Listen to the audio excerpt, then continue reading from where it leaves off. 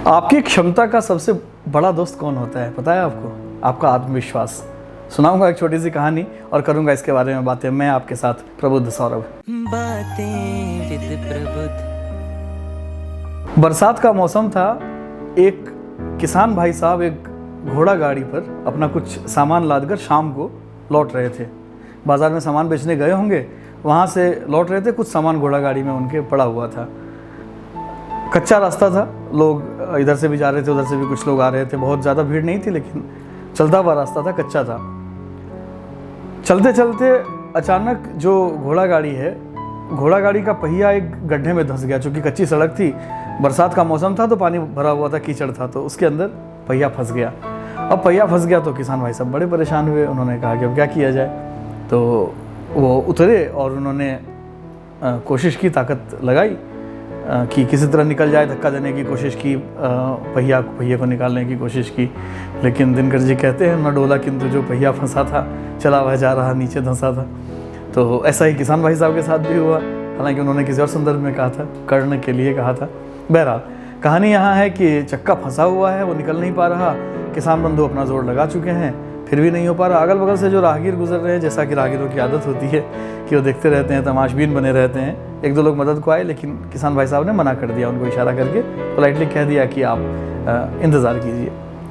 इसके बाद किसान बंधु ने ये अपनी कोशिश सारी छोड़ दी, वहाँ से 2 कदम पीछे हटे और फिर चिल्लाना शुरू किया, आवाज़ देनी शुरू की, रुस्तम थोड़ी सी ताकत और लगा, रुस्तम बस थोड़ी सी ताकत और लगा, निकल जाएगा निकल जाएगा। अभी बस निकला ही निकला। बादल बस थोड़ी सी ताकत और, थोड़ी सी तुम कर सकते हो, थोड़ी सी हिम्मत करो, मेहनत करो, निकल जाएगा निकल जाएगा। आकाश दम लगाओ, ताकत लगाओ, ताकत लगाओ। ऐसे करके वो लगातार बोलने लगे। बोलते बोलते बोलते धीरे धीरे घोड़ा गाड़ी थोड़ी सी हिली और फिर घोड़ा गाड़ी सफलतापूर्वक उस गड्ढे से बाहर निकल गई। जब वो गड्ढे से बाहर निकल गई तो किसान बंधु बड़े खुश हुए और दोबारा घोड़ा गाड़ी पर बैठने लगे। अगल बगल जो 3-4 राहगीर खड़े थे, उनको एक बात पर आश्चर्य हुआ सारी प्रक्रिया देखने के बाद। तो उन्होंने पूछा कि किसान से पूछा कि भाई साहब एक बात बताओ, वो तो हम समझ गए, हमने देख लिया कि आपने अपने घोड़ों से किस तरह से, अपने घोड़ा गाड़ी किस तरह से निकलवा ली, लेकिन ये बताइए कि जब आपके घोड़ा गाड़ी में सिर्फ एक ही घोड़ा जुता हुआ है तो आपने 3 नाम क्यों लिए? हमने सुना कि आपने कहा, पहले रुस्तम कहा, फिर आपने बादल कहा, फिर आपने आकाश कहा, तो ऐसा क्यों हुआ? तो इसके बाद जो जवाब दिया किसान बंधु ने, वही जवाब हमारे और आपके जीवन को बदल सकता है। उन्होंने कहा कि मैं आपको बताऊं, ये जो घोड़ा इस घोड़ा गाड़ी में जुड़ा है, ये इस पूरे एरिया का, ये इस पूरे राज्य का, ज़िले का सबसे ताकतवर घोड़ा है और ये विजेता रह चुका है ताकतवर चैंपियनशिप में। लेकिन पिछले बरस इसकी आंखों की रोशनी कम हो गई और उसके बाद धीरे धीरे इसकी आंखों की रोशनी चली गई, तो इसका आत्मविश्वास कम हो गया है। ताकत इसके शरीर में उतनी ही है, क्षमता इसकी उतनी ही है, लेकिन इसका आत्मविश्वास मर गया है। तो इसको ये लगता नहीं है कि ये कोई मेहनत कर पाएगा, इतना फंसा हुआ पहिया निकाल पाएगा। जब मैंने 3 घोड़ों के नाम लिए तो इसे ये लगा कि मेरे साथ 2 घोड़े और जुटे हुए हैं और 3 लोग मिलकर तो निकाल ही लेंगे। और अंततः इस भ्रम में कि मेरे साथ 2 लोग और हैं, इसने अपनी पूरी ताकत लगाई और घोड़ा गाड़ी बाहर निकल गई। अब इस जवाब से देखिए कितनी चीज़ें सीखने के लिए।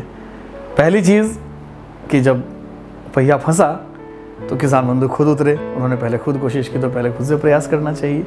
उसके बाद अगर आपके पास, आपके आसपास आपका कोई मित्र है, आपका कोई रिश्तेदार है, आपका कोई जान पहचान वाला है जो किसी भी वजह से आत्मविश्वास की कमी से जूझ रहा है और अपनी क्षमता के बराबर हो, अगर उसमें आत्मविश्वास की कमी है तो यकीन मानिए कभी भी अपनी क्षमता के बराबर प्रदर्शन वो नहीं कर पाएगा।